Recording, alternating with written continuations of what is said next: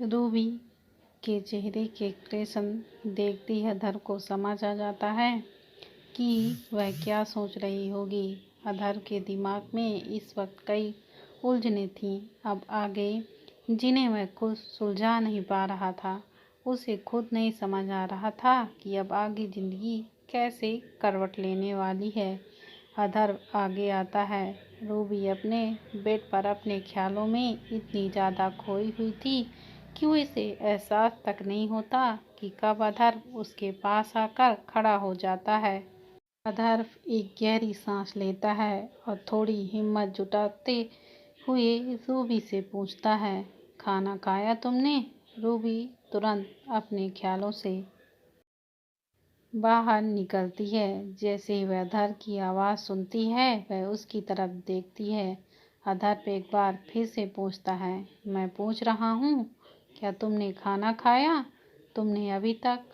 तुम्हें पता है ना कि तुम्हारी दवाइयों का टाइम हो रहा है। अधर का सवाल सुनकर रूबी को तुरंत रियलाइज होता है कि उसने खाना नहीं खाया। वह थोड़ा हिचकते हुए कहती है, नहीं, अभी तक तो नहीं खाया। मेरा अभी मन नहीं था और भूख भी नहीं लग रही थी, इसलिए। रूबी का जवाब सुन कर अधर के एक्सप्रेशन थोड़ा कोल्ड हो जाते हैं। मैंने तुमसे कितनी बार कहा है कि इतनी लापरवाही अच्छी नहीं है। अब तुम सिर्फ अकेली नहीं हो। अधर रूबी को डांटता है। रूबी अधर के गुस्से के आगे कुछ नहीं बोल पाती और वह चुपचाप अपना सर हिलाकर खड़ी हो जाती है। रूबी की आंखें अचानक ही भर आती हैं। उसका मूड बहुत ज़्यादा स्विंग होता रहता है, इसलिए उसे कब किस बात का बुरा लग जाए यह कोई नहीं बोल सकता था। रूबी अचानक इतना ज़्यादा उदास चेहरा देखकर और उसकी भरी हुई आंखें देखकर उसे तुरंत डांटना बंद कर देता है। अच्छा ठीक है, रोना बंद करो। जब देखो तुम्हारा रोना शुरू हो जाता है। तुम्हें नहीं लगता कि आजकल आंसू तो जैसे तुम्हारी पलकों पर रखे हुए रहते हैं। अधर की बात सुनकर रूबी अपना मुंह बना लेती है। अधर एक गहरी सांस लेता है और प्यार से कहता है, तुम नहा धोकर फ्रेश हो जाओ, मैं तुम्हारे लिए खाना लेकर आता हूँ। वैसे भी ज़्यादा देर तक भूखे रहना तुम्हारे और बच्चों के लिए बिल्कुल भी ठीक नहीं है। और हाँ, ध्यान रहे बार बार यह बात मुझे बिल्कुल भी बोलना ना पड़े। अपना खाना और दवाइयाँ कभी स्किप मत करना। यह बोलकर अधर कमरे से बाहर चला जाता है और रूबी थोड़ा मुंह बिगाड़ते हुए बड़बड़ाती है, जब देखो डांटता रहता है, हिटलर कहीं का। उसके बाद नहाने के लिए वॉशरूम में चली जाती है। अधर नीचे आता है और उसके बाद किचन में सरोजा आंटी खाने के काम में थोड़ी बिजी थी। अधर सरोजा आंटी से कहता है, आंटी मैंने आपको कितनी बार कहा कि आपको यह सब कुछ करने की ज़रूरत नहीं है। आप बस आराम कीजिए, अपना विनय का और रूबी का ध्यान रखिए। इन सब के लिए घर में ऑलरेडी बहुत सारे नौकर रखे हैं और उन्हें इस काम के लिए पगार दी जाती है। अपने पीछे अधर को खड़ा देख सरोजा आंटी तुरंत अपने काम को ब्रेक लगाते हुए चेहरे पर एक मुस्कान के साथ उसकी तरफ देखकर कहती हैं, अरे बेटा, करने दो ना काम। वैसे भी अगर मैं खाली बैठ गई तो मेरी हड्डियों में जंग लग जाएगा। तुम्हें तो पता है कि आखिर मैं भी तो घर के नौकरों में से एक ही हूँ। तुमने मुझे इतनी इज्जत दी, उसके लिए मैं बहुत ज़्यादा शुक्रगुजार हूँ। लेकिन काम करना मेरा फर्ज है।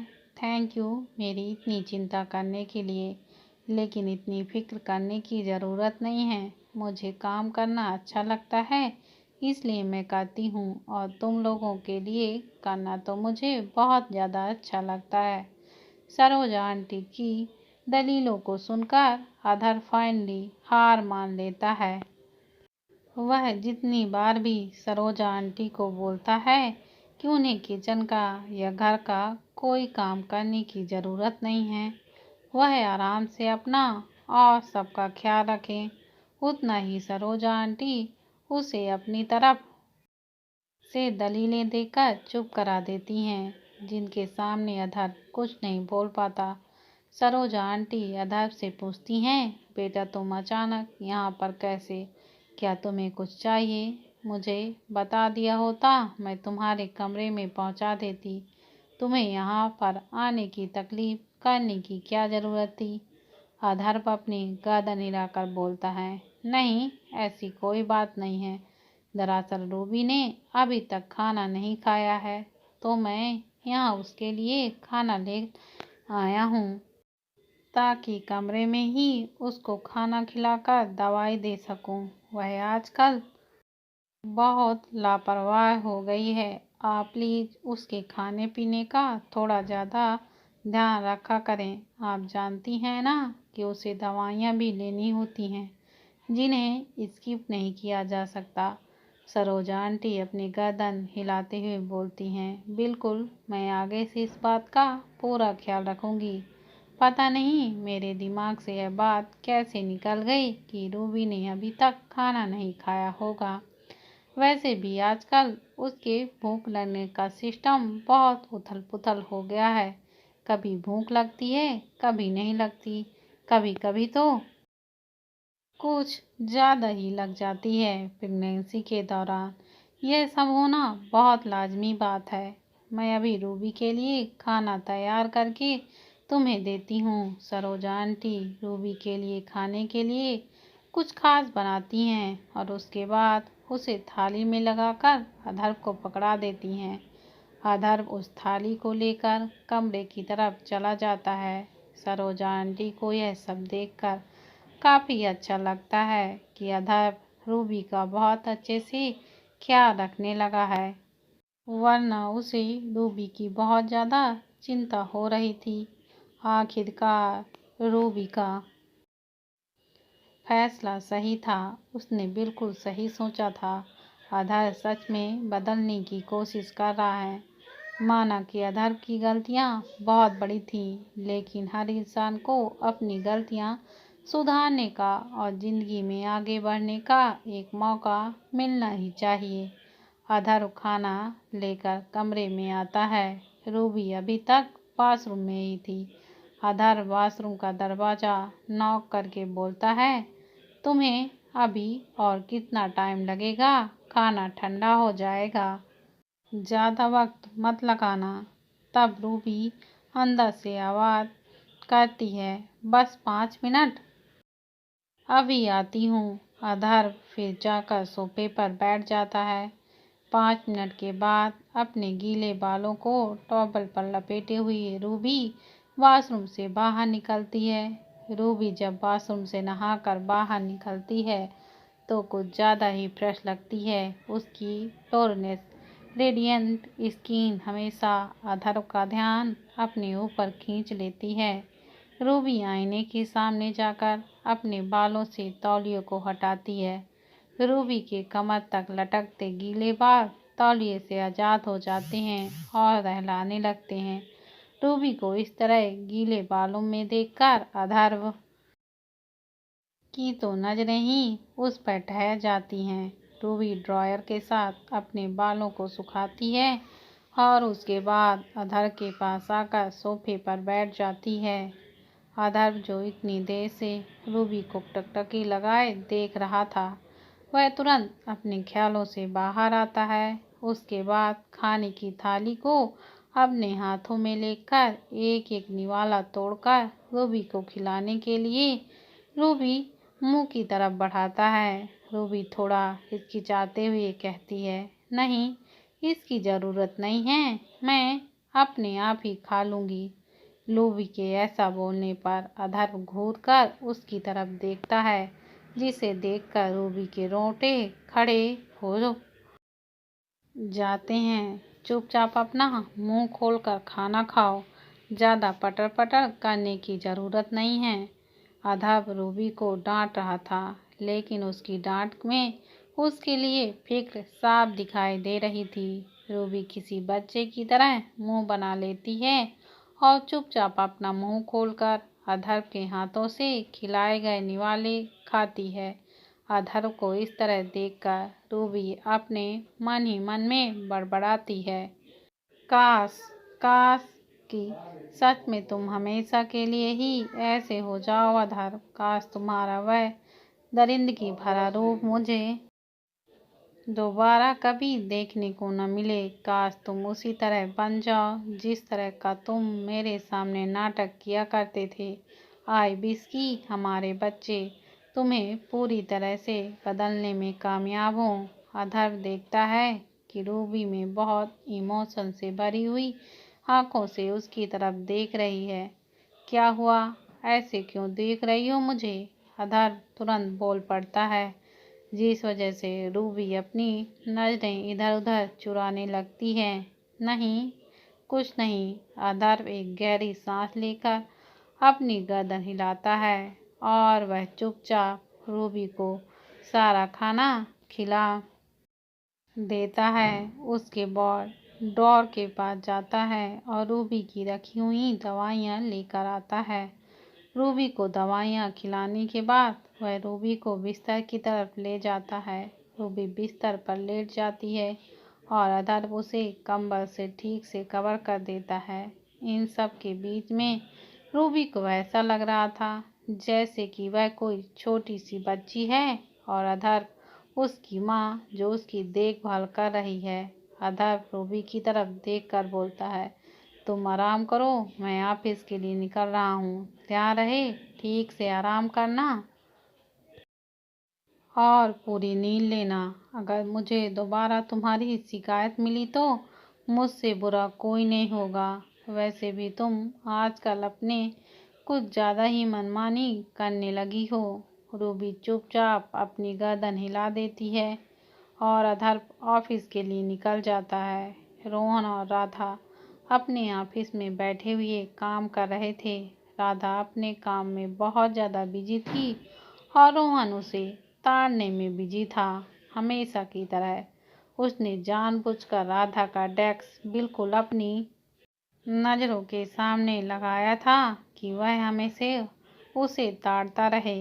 रोहन जिस तरह से उसे देखता रहता था, कहीं न कहीं यह बात राधा नोट करती थी, लेकिन इग्नोर करती थी। हालांकि जब रोहन उसे देखता था तो राधा के दिल में तो जैसे तितलियां उड़ने लगती थी।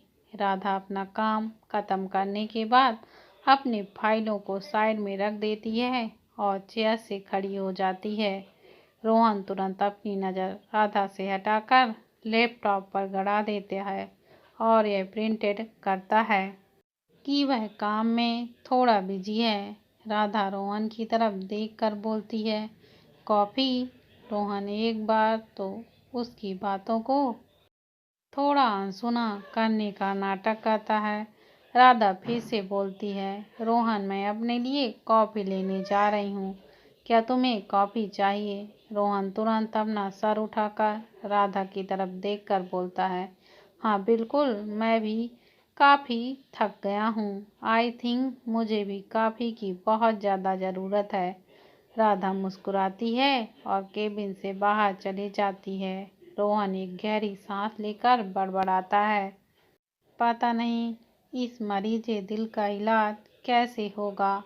आखिर कैसे कहूँ मैं राधा से अपने दिल की बात। उसी शाम अधर के पूरा मेंशन लोगों से भरा हुआ था। शहर के बहुत सारे बिजनेसमैन अपनी अपनी फैमिली के साथ वहां आए हुए थे और बहुत सारे पत्रकार और रिपोर्टर्स भी थे। कुल मिलाकर हर कोई अधर की अचानक की गई इस शादी से न सिर्फ बहुत हैरान था, बल्कि उसके पीछे का सच भी जानने के लिए बेताब थे। कुछ समय पहले रूबी हर तरह न्यूज में इस वजह से बदनाम थी कि वह अधर वशिष्ठ की रखैल है। अचानक ही रूबी की फोटोज और उससे जुड़ी खबरें इंटरनेट से टेलीविज़न न्यूज़ से डिटेल कर दी गई थीं, लेकिन बहुत से लोग ये सब देख चुके थे। यहाँ हर कोई हैरान था कि कुछ वक्त पहले जिसे अधर वशिष्ठ की रखैल कहा जा रहा था, आज वह अचानक उसकी बीवी कैसे बन गई। और करिश्मा, जिसकी कुछ वक्त पहले ही अधर्व से सगाई हुई थी, उसके साथ क्या हुआ। सब लोग बहुत से सवाल लेकर इस पार्टी में आए थे। रिपोर्टर्स अपने कैमरे और माइक के साथ बहुत बेसब्री से सबका इंटरव्यू लेने के लिए तड़प रहे थे। अधर्व ने आज अपनी शादी की रिसेप्शन पार्टी रखी थी और बहुत सारे बिजनेसमैन को विथ फैमिली इनवाइट किया था। साथ ही सारे रिपोर्टर्स को बुलाया था ताकि वह अपनी शादी की अनाउंसमेंट पूरी मीडिया में कर सके। फाइनली आज लग रहा था कि अधर्व रूबी को पूरी दुनिया के सामने अपनी बीवी को एक्सेप्ट करने का बिल्कुल सही फैसला लिया है। रोहन और राधा उसके इस फैसले से बहुत ही ज़्यादा खुश हैं। वहीं रूबी को भी काफ़ी अच्छा लग रहा था। अब फाइनली पूरी दुनिया उसे अधर्व की बीवी के रूप में जानेगी और उसके बच्चों को अधर्व की जायज औलाद होने का हक मिलेगा। अधर्व ने सारी तैयारियां पहले से ही करवा ली थी। आज वह रूबी को पूरी दुनिया के सामने अपनी बीवी बताकर उस पर लगाए गए सभी लांछन खत्म करने वाला था। वह नहीं चाहता था कि भविष्य में रूबी और उसके बच्चों को किसी भी गलत नज़रिए से देखा जाए, वह भी सिर्फ उसकी वजह से। रूबी अपने रूम में आईने के सामने खड़ी तैयार हो रही थी। उसने नीले रंग की साड़ी पहनी थी। उसकी पतली नाजुक मली गोरी चिट्ठी कमर साड़ी के बाहर झांक रही थी। चेहरे पर हल्का सा मेकअप, होठों पर लिपस्टिक, आंखों में काजल, हाथों में चूड़ियां, पाँव में पायल, बिल्कुल एक ट्रेडिशनल भारतीय नारी लग रही थी। रूबी खूबसूरत तो बहुत लग रही थी, लेकिन उसकी आंखों में आज एक अजीब सी चमक थी और कहीं न कहीं उदास भी। उसका दिल जहां खुश था कि उसके बच्चों को अब अधर्व के नाजायज बच्चों का नाम दिया जाएगा, वहीं उसके दिल में दर्द भी था। अधर्व की वजह से वह तब की पत्नी तो बनना चाहती थी, लेकिन वह सब जो हुआ उस तरह से नहीं जिस तरह कभी उसने सोचा था। पर फिर भी बच्चों को उनके पिता का नाम दिलाने के लिए रूबी से जो हो सका उसने किया और आगे भी करती रहेगी। वह अपने झुमके पहन रही थी कि तभी उसकी नज़र आईने में दिख रहे अधर्व के चेहरे पर पड़ती है, जो उसके पीछे खड़ा था। अधर्व रूबी को लेने के लिए कमरे में आया था, पर जैसे ही रूबी को देखता है, उसकी तो जैसे नजरें ही उस पर टिक जाती हैं और वह उसके पीछे खड़ा बस उसे देखता रह जाता है। अधर्व चेहरा देख रूबी पीछे से पलटकर देखती है। चेहरे पर नॉर्मल एक्सप्रेशन के लिए हुए ब्लैक सूट में सर धस के बिल्कुल किसी राजकुमार के जैसा लग रहा था अधर्व। उसकी आंखें रूबी पर टिकी हुई थी। वह भी चुपचाप खड़ी उसे देख रही थी। वह धीरे धीरे रूबी की तरफ आगे बढ़ रहा था। उसके पास पहुंचकर उसके सामने खड़ा हो जाता है। रूबी बहुत खूबसूरत लग रही थी। अधर्व की नज़र उससे हटा ही नहीं रही थी। कहने को तो अधर्व के दिल में काफ़ी कुछ था, लेकिन उसके मुंह से सिर्फ कुछ शब्द ही निकलते हैं। अधर्व उसे ऊपर से नीचे तक देखता है और बोलता है, अच्छी लग रही हो। अधर्व एक नॉर्मल से आवाज में बोलता है। आज अधर्व के दिल में भी बड़ी हलचल थी। थैंक यू, रूबी भी एक हल्की सी आवाज में रिप्लाई देती है। रूबी अपनी नज़रें नीची कर लेती है, क्योंकि वह अधर्व की आंखों में नहीं देखना चाहती थी। वह अधर्व को नहीं दिखाना चाहती थी कि अधर्व उसे कितना इफ़ेक्ट करता है, उसकी प्रेजेंस उसे कितना इफ़ेक्ट करती है। एक चीज़ की कमी है। अधर्व की यह बोलते ही रूबी अधर्व की तरफ थोड़ा हैरानी से देखती है और फिर आईने में देखती है कि आखिर किस चीज़ की कमी है, लेकिन उसे सब कुछ बिल्कुल परफेक्ट दिखता है। तो अधर्व की तरफ देखकर पूछती है, किस चीज़ की कमी है? मुझे तो सब कुछ ठीक लग रहा है। रूबी एक बार फिर से अपने आप को अच्छी तरह से चेक करती है, लेकिन उसे सब कुछ परफेक्ट ही लगता है। फिर उसे समझ नहीं आता कि अधर्व को उसमें ऐसी क्या कमी दिख जाती है। तभी अधर्व अपनी पॉकेट से कुछ निकालता है और अपने हाथ को रूबी की आंखों के आगे करता है। इसकी कमी थी। रूबी अधर्व के हाथ की तरफ देखती है, जिसमें एक बहुत ही खूबसूरत मॉडर्न डिजाइन का डायमंड का मंगलसूत्र था। रूबी थोड़ा हैरान, थोड़ा खामोश होकर उस मंगलसूत्र को देख रही थी। ना जाने क्यों मंगलसूत्र का भार रूबी को कुछ ज्यादा ही लग रहा था। यह वह मंगलसूत्र नहीं जो वेद मंत्रों से उसे पहनाया गया हो। यह तो शायद अब दुनिया को दिखाने के लिए फॉर्मेलिटी ही है। तुम अब मेरी बीवी हो और तुम्हें इसे पहनना है हमेशा। अधर्व उस मंगलसूत्र को अपने हाथों से रूबी के गले में पहनाता है। रूबी अपने हाथ से उस मंगलसूत्र को छूती है। उसकी धड़कनें तेज थी, उसकी आंखें भर आती हैं। ना जाने कितने वक्त से उसने सिर्फ एक ही सपना देखा था, अधर्व के नाम का मंगलसूत्र अपने गले में पहनने का। आज उसने पहना हुआ भी है, लेकिन हालात कितने ज़्यादा बदले हुए हैं। रूबी ने हमेशा सोचा था कि उसकी शादी अधर्व के साथ एक प्रॉपर तरीके से हो। मंडप पर बैठकर जब पंडित पवित्र मंत्रों का जाप कर रहा हूँ, अधर्व अपने हाथों से अपने पूरे दिल के साथ उसे यह मंगलसूत्र पहनाता है। उसने कभी नहीं सोचा था कि इस हालातों में यह मंगलसूत्र पहनेगी, जब यह उसके गले में प्यार नहीं, उसकी मजबूरी की निशानी हो जाएगा। अधर्व के इतना बड़ा धोखा देने के बावजूद भी, उसे इतना टॉर्चर करने के बावजूद भी, वो उसकी बीवी सिर्फ अपने बच्चों के हक के लिए है। अधर्व के लिए उसके दिल में जो फीलिंग थी वह तो शायद खो चुकी है, और पता नहीं कभी लौट कर आएगी भी या नहीं। बीते कुछ महीनों में रूबी ने शायद हद से ज़्यादा दर्द बर्दाश्त किया है, और इस दर्द की वजह भी वह इंसान था जिसे उसने जी तोड़कर प्यार किया।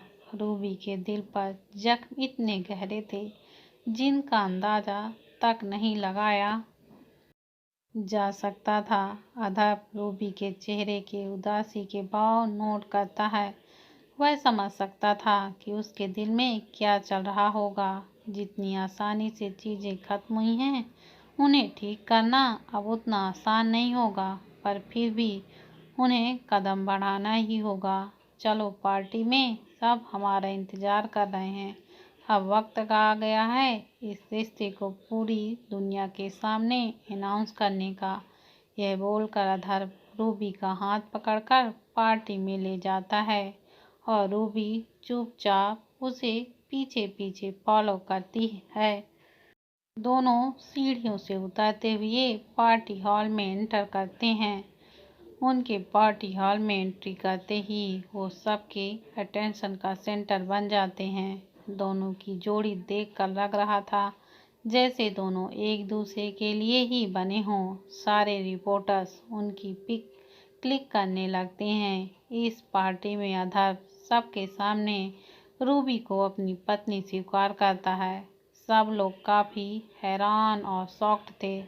बहुत सारे रिपोर्टर्स आज के इवेंट को काफ़ी गहराई से कवर करने की कोशिश कर रहे थे। रूबी और अधर्व से उसके रिश्ते को लेकर, रूबी के बीते दिनों पर अधर्व की दखल होने वाली बात को लेकर, करिश्मा अधर्व की सगाई को लेकर रिपोर्टर में ना जाने कितने सारे सवाल उन सब से किए, लेकिन अधर्व ने बहुत ही ठंडे दिमाग के साथ सिचुएशन को हैंडल किया और उनके सारे सवालों के सेटिस्फाइंग जवाब दिए। राधा, रोहन और वायु भी पार्टी में मौजूद होते हैं, और करिश्मा भी। अधर्व और रूबी को इस तरह एक साथ बाहों में बाहें डाल ले देख करिश्मा के गुस्से की कोई सीमा नहीं होती, पर फिर भी वह अपने जज्बातों पर किसी तरह कंट्रोल कर लेती है, क्योंकि अब उसे सिर्फ सही मौके का इंतजार करने की जरूरत थी। अपना आपा खोना उसे भारी पड़ सकता था, इसलिए जबरदस्ती की एक मुस्कान थोबड़े पर चिपकाए हुए खड़ी थी। अधर सभी रिपोर्टर्स को बताता है कि रूबी अब उसकी पत्नी है, उसकी लीगल वाइफ, और करिश्मा के साथ अब उसका कोई रिश्ता नहीं। अधर्व ने सबको बताया कि दोनों के बीच में कभी वह फीलिंग नहीं थी जिस वजह से इस रिश्ते को आगे बढ़ाया जा सकता है। इसलिए उसने और करिश्मा ने अपने रिश्ते को एक खूबसूरत सा अंजाम देकर यहीं पर ख़त्म कर दिया और अधर्व ने उसके बाद रूबी से शादी कर ली। अधर्व ने सबको यह भी बताया कि कुछ वक्त पहले रूबी को लेकर जो अफवाह फैली थी कि वह उसकी रखैल है, वह सब कुछ झूठ था। वह सिर्फ रूबी और अधर्व को बदनाम करने की फालतू सी साजिश थी। रिपोर्टर्स बदले में अधर्व और रूबी से बहुत सारे सवाल करते हैं, जिनका जवाब अधर्व बहुत ही ठंडे और साफ दिमाग से देता है। वहीं उनके मन में कोई डाउट ना रहे, इसलिए अब करिश्मा की राय भी जानना चाहते थे। सभी रिपोर्टर्स सबने बाकी के सवालों का जवाब लेने के लिए करिश्मा की तरफ जाते हैं। करिश्मा काफ़ी गुस्से में होते हुए भी अपने जज्बातों को अपने सीने में दबा लेती है, इसलिए रिपोर्टर्स बहुत सारा सवाल करिश्मा से भी पूछते हैं। हालातों से मजबूर होकर और अधर के धमकी को ध्यान में रखते हुए करिश्मा वही बोलती है जो अधर्व ने उसे बोलने के लिए कहा था। उनकी बात सुन सब कुछ हद तक सेटिस्फाइड हो जाते हैं। करिश्मा का मन तो कर रहा था कि सब कुछ मीडिया को बता दे कि रूबी वाकई में करिश्मा को अधर्व की ज़िंदगी से बाहर निकाल कर ज़बरदस्ती उसकी ज़िंदगी में घुसी है, लेकिन वह अच्छी तरह से जानती थी कि अधर्व अफोर्ड करना एक एफर्ट नहीं कर सकती। पार्टी में सब कुछ और अधर्व को बधाइयाँ देते हैं। हालांकि कुछ बातें ज़रूर हो सकती हैं, कुछ लोग फिर भी रूबी को लेकर अनाप शनाप बकेंगे ही। हर किसी का मुंह बंद नहीं किया जा सकता था। समय के साथ सब लोग यह सब एक्सेप्ट कर ही लेंगे। फिलहाल में मकसद रूबी को मिसेज वरिष्ठ होने की पहचान देना था, वह भी पूरी दुनिया के सामने, ताकि कल को उसके बच्चों पर उंगली कोई ना उठाई जाए। रोहन और राधा भी दोनों को बधाई देते हैं। राधा रूबी के लिए बहुत ही ज़्यादा खुश थी, तो रोहन दोनों के लिए। आज फाइनली उसके बड़े भाई का घर बसने जा रहा है। आसान नहीं था अतीत की यादों को मिटाना, लेकिन फिर भी भविष्य को ध्यान में रखते हुए अधर्व ने अपने बदले को छोड़ देने का बहुत बड़ा फैसला लिया है। रोहन भी जानता था कि यह उसके लिए बिल्कुल भी आसान नहीं था, पर फिर भी उसने यह सब अपने बच्चों के लिए किया और शायद रूबी के लिए भी। सरोजा आंटी और विनय की खुशी का भी कोई ठिकाना नहीं था। विनय तो हालातों से अनजान था। उसे नहीं पता था कि उसकी बड़ी बहन किन हालातों से गुजर चुकी है। उसकी जान बचाने के लिए विनय के लिए हमेशा से ही अधर्व उसका बेस्ट जीजू था। लेकिन सरोजा आंटी सब जानती थी। वह बहुत खुश थी कि फाइनली रूबी अपने मकसद में कामयाब हो गई। सब लोग अधर्व और रूबी के रिश्ते से बहुत ज़्यादा खुश थे, उन्हें दुआएं भी दे रहे थे, सिवाय एक इंसान के। करिश्मा की आंखों में गुस्सा और बदले की आग जल रही थी। दूर से खड़ी अधर्व और रूबी को गुस्से से घूर रही थी। जितना खुश होना है हो लो, लेकिन इस खुशी को मैं ज़्यादा दिन टिकने नहीं दूंगी। तुम्हारे पूरे परिवार को मैंने अपने अगर पाँव तले कुचला नहीं दिया तो मेरा नाम भी करिश्मा नहीं। याद रखना।